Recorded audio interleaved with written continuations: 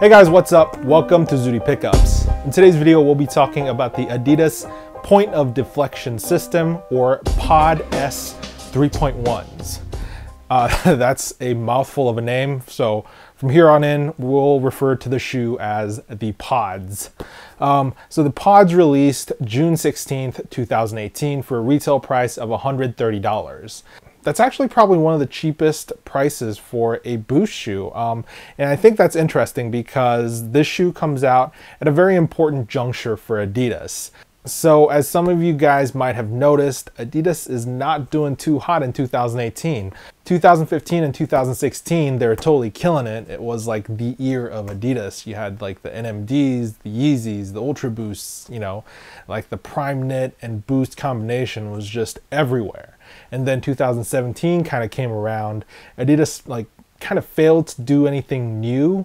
So the hype level started to go down, and 2018, it's just continuing to go down, where, you know, Adidas is actually having a hard time generating hype for new shoes. Like if this shoe came out 2 years ago, it would have been impossible to buy. Like these would have sold out so quickly, but right now they're actually kind of like sitting on shelves. So that kind of shows you the state that Adidas is in right now. So this is an important shoe for Adidas, and I've noticed that they're trying to push it a lot. So the shoe before this that was kind of similar to this was the Pro Fear, and Adidas approached it very similarly. They put a lot of marketing dollars into it, and they really tried to push it, but that shoe never really did take off, and it didn't succeed. And I think that was because it lacked a lot of the characteristics that made a shoe like the NMD or Ultra Boost or Yeezy really popular, and that is like the kind of futuristic, slim knit upper and the Boost. Like it had neither of those things. So this shoe is Adidas's second crack at kind of reproducing that NMD fame. It has all the elements. It has the fabric upper, it has the Boost, it has that super futuristic runner silhouette. So on paper, you know, this shoe looks great. So will it actually be, you know, Adidas's next big shoe? And that is the big question. So like I mentioned earlier, Adidas has been pouring a lot of advertising dollars into this shoe. They're trying to hype it up. And if you've been to any sneaker websites recently, you probably saw that, you know, there's a lot of articles about this shoe, lots of ads about this shoe. They even flew out like a whole bunch of big sneaker YouTubers out to London for a launch event where people got to customize their own versions of the shoe. And it looked pretty fun, but, you know, I saw a bunch of the videos from those guys about the shoe afterwards, and, you know, I was kind of like having a hard time believing that they were being super objective, and just because Adidas like flew them out to London and stuff and gave them free shoes. You know, you can't really say anything bad about the shoe at that point. So, but, you know, the shoe was interesting enough for me. I decided to go to the store, pick myself up a pair, you know, pay with my hard-earned cash, so I could kind of do a overview and decide for myself if I like this shoe, or, you know, if this is just all hype and all fluff and no substance. So hopefully I can deliver a pretty objective review if any of you guys are on the fence about this. So first of all, let's talk about the concept of the shoe. So the thing that they're kind of going for here is a amalgamation of different shoes in their lineup. Even their slogan is like Adidas Originals Collective Memories in one shoe or something like that. They got the high rebound EVA foam from the EQTs. You know, they got that torsion bar, that stability kind of like polymer plastic thing from the ZX Fluxes, and obviously you got the Boost from the more modern shoes like the NMDs, the Ultra Boost, the Yeezys, and then you got kind of like that mesh upper going on with that silhouette. So essentially they took all the best parts from their shoes and kind of combined it into this one shoe, and that's the concept that we have going here. And I think that's why it's called the POD-S3.1, because it's like a combination of three shoes, and maybe that 0.1 is like, you know, the synergistic effect, because the combination is so great it adds like 0.1. I have no idea. So anyway, let's talk about the actual features of the shoe. So like I said, the upper is made out of a mesh material. It is not prime knit. I feel like it should have been like the Pod 4.1, and that fourth element should have been prime knit, because that really kind of like is one of the big dings I have about this shoe, is that it's mesh. But I guess they were trying to keep the costs down, you know, keep it at $130, so they couldn't use prime knit. But you know, I would have paid like an extra 20 bucks for prime knit. Maybe in the future we might get a prime knit version, but for now it is just mesh. It's not as comfortable as prime knit, so you know, that's just one thing you're just gonna have to live with. One interesting thing to note here is that it's just not one single layer of mesh. Under the mesh, there is a lining, a fabric lining, and as you can see, it's like a white fabric lining. You don't really see this lining when you're just kind of like not in the shoe, but when the shoe stretches out, when your foot is in it, like you can actually see the lining under the mesh, so that's kind of cool. And I don't know if you can see here, but like under the where your big toe goes, there's kind of like a black patch, and the rest of the toe box is done in this white. So it does add a little bit of visual interest there. I feel like, you know, that's kind of important, because this big toe box area, there's like nothing going on. There's no interesting knit patterns or anything like that. So they do need to kind of break it up. And I'm glad that they added that element. Moving on to the midfoot, you have this kind of like strange blue elastic band thing. At first I thought it was just for looks, but I realized it's actually kind of like your midfoot support. It's kind of like the cage. So functionally it does the same thing as the cage on Ultra Boost or Flywire on Nike shoes, but it doesn't really do a great job because it's just like one strip of elastic. But hey, it's, you know, it's better than not having it there. It gives it a lot more stability than something like, you know, like a Yeezy where there's nothing here and it's just prime knit. Around the eyelet area, so you got some nylon webbing sewn onto the mesh upper to give the eyelets a lot more durability. The tongue is essentially sewn on right around the nylon webbing. So while the tongue is a separate piece of fabric, because it's sewn around, it's just a part of the upper, making it kind of like a faux tongue. It's not really like a real tongue. It's just more or less a booty type shoe. So you can pretty much wear it like a booty shoe. On the top of the tongue, there is a little bit of a suede accent, which is a nice little touch. And the shoelaces are a flat black shoelace with a little 3M speckling going on. So that's really nice. When the light hits it just right, your shoelaces light up. I always think that is super cool. On the medial side, on the elastic band there, you got some POD-S3.1 branding right there. And to match on the lateral side, you have the same branding on the nylon webbing. Under the nylon webbing, you have the Adidas 3 stripes done in a fuse material.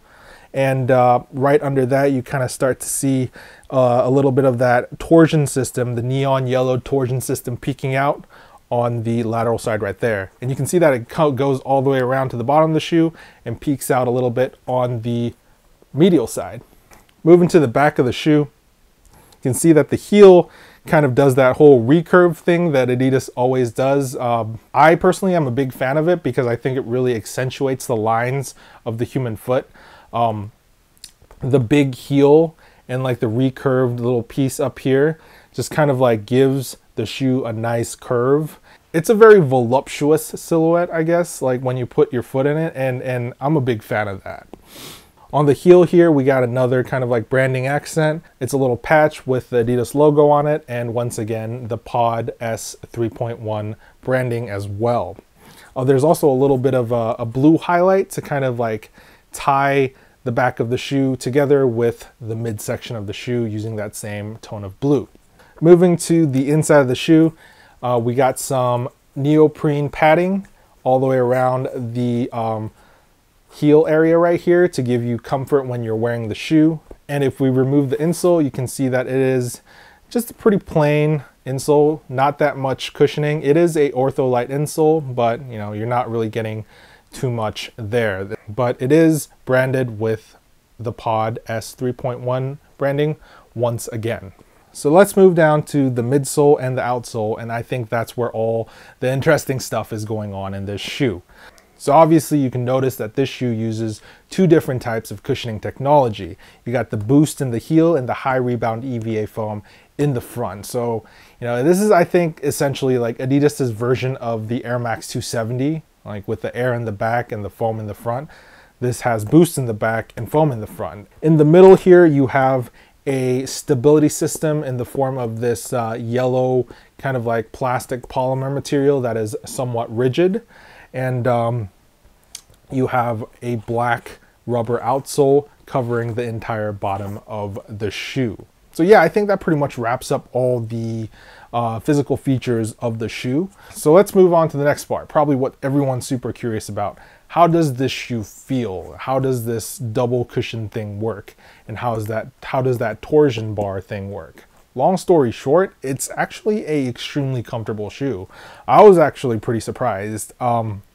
So the heel has that kind of like cushy cloud pillow-like cushioning from the Boost, and the forefoot has that more bouncy responsive cushioning from the EVA foam. And this little midsection plastic here, the two are connected to, kind of like really grounds the foot right there. It kind of anchors the foot, gives it a lot of stability, and gives me the arch support that I need. And that's kind of like a big problem with a lot of Boost shoes, is that they're not stable enough. Like the Ultra Boost have that little torsion bar system in the middle to prevent the shoe from doing this.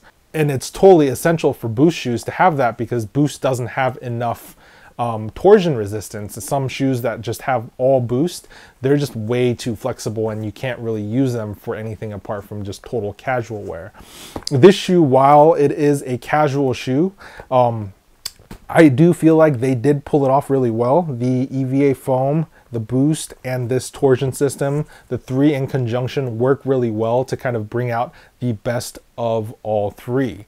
Essentially, you got the comfort in the heel during your strikes. When you first land your step, you're landing on your heel, so you get that cushioning.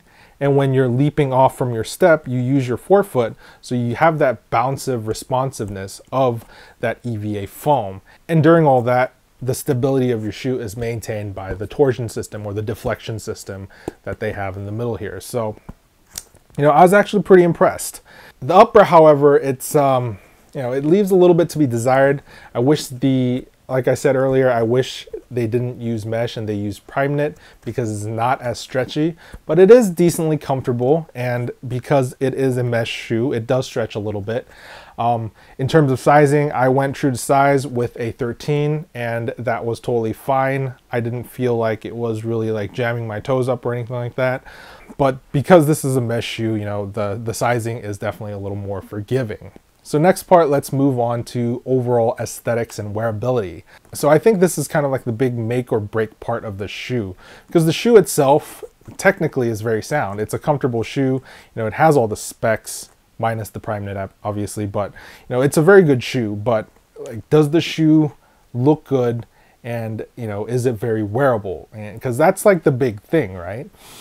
And you know, it's difficult to say. It's difficult to say, because I would say the shoe looks good for certain types of outfits, like certain kind of looks. Like if you're going for like a more streetwear kind of like tech ninja type look, this is gonna be a great shoe.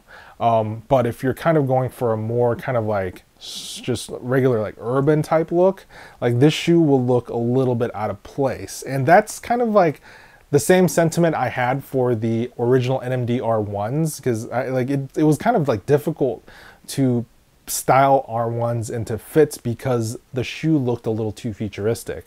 This shoe, however, looks even more futuristic, like, you know, with these little bands, like the neon colors and stuff like that. So, you know, it might be a little more harder to wear. Like you have kind of like a limited option of pants and, you know, like outfits that you can really style with this shoe. And I think that will be one of the main Achilles heels of this shoe. The fact that the wearability is somewhat limited. But apart from that, I think the shoe does look pretty nice. It is definitely an aesthetically pleasing silhouette. I think that was like the main reason that I purchased the shoe. It has that like wide midfoot or toe box thing that a lot of the Yeezys have. I really like that. It has that accentuated heel boost with the heel recurve right there. All these elements are things that I love about all the Adidas shoes that are coming out today.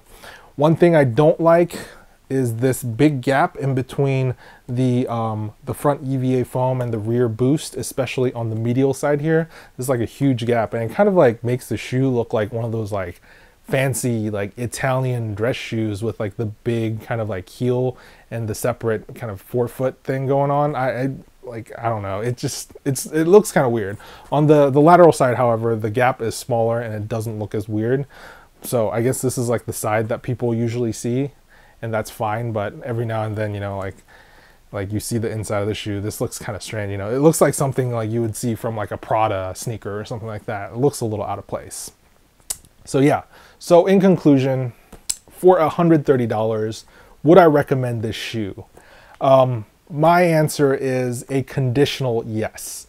If you have the wardrobe to support this kind of shoe, I say definitely go for it. For $130, you know, I think you're getting a pretty good shoe here.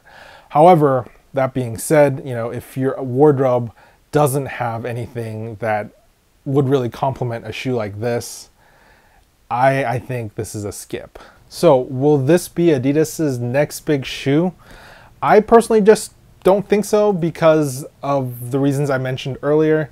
It is definitely like a great tech wear shoe, and I'm definitely going to be keeping these because I have like a pretty extensive wardrobe of kind of like tech wear pants and jackets and stuff like that, and this would probably go well with those. But you know, if Adidas maybe changed up the color a little bit, added some prime knit, made some more subtle, less highlighter tones, I definitely think this shoe has a lot of potential, especially this this midsole thing going on here. It's extremely comfortable, and I think they're onto something pretty good. So I definitely applaud Adidas for doing something like totally different like this, and yeah, I'll be looking forward to what they have coming out in the future.